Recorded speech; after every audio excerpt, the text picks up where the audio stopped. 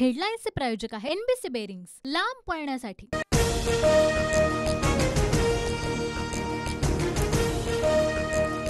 अजितदारांना सोबत घेऊन भाजपने स्वतःची ब्रँड व्हॅल्यू कमी केली। राष्ट्रीय स्वयंसेवक संघाशी संबंधित ऑर्गनायझर नियतकालिकातून भाजपला खडे बोल।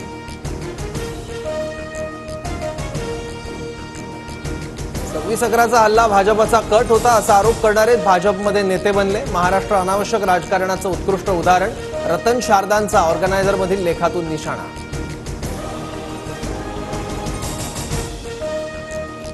ऑर्गनायझरने खडे बोल सुनावले आणि जनतेने भाजपला खडे चारले। आता तरी भाजप सुधारणार का? ऑर्गनायझरमधील लेखावरून ठाकरेंचा टोला।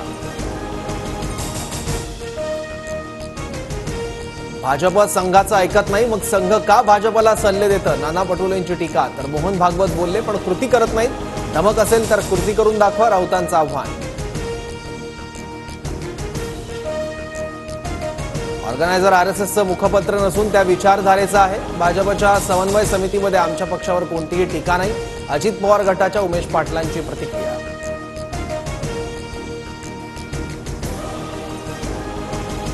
प्रफुल्ल पटेलांच्या राज्यसभेच्या रिक्त जागेवर निवडणूक होणार। सुनेत्रा पवार आणि छगन भुजबळांच्या नावाची चर्चा। सुनील तटकरे उमेदवाराची घोषणा करण्याची शक्यता।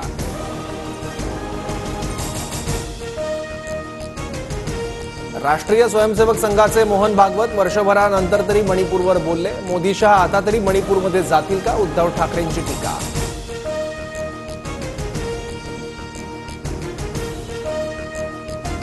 खासदार रवींद्र वायकरांचा निवडणुकीतील विजय मॅनेज। हिंदू समाज पक्ष आणि जनाधार पार्टीच्या उमेदवाराची तक्रार। वायकरांच्या नातेवाईकांनी मतमोजणी केंद्रावर मोबाईल वापरल्याचा आरोप।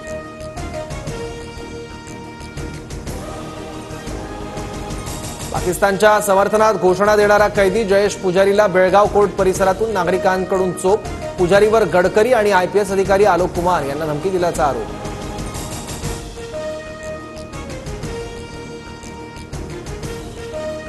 नागपूरच्या शिवन गावात भीषण पाणीटंचाई। 8 दिवसातून एकदा टँकरनं पाणी पुरवठा। नाशिक जिल्ह्यातील 7 धरणांनीही तळ गाठला।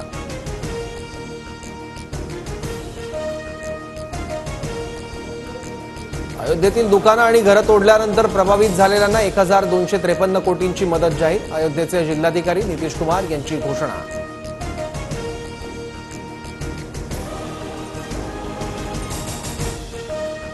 मलावीच्या उपराष्ट्रपतींच्या विमानाचा अपघात। उपराष्ट्रपती सॅलोस चिलिमासह 9 जणांचा अपघातात मृत्यू। हेडलाईन्सचे प्रायोजक आहे एनबीसी बेरिंग्स, लांब पळण्यासाठी।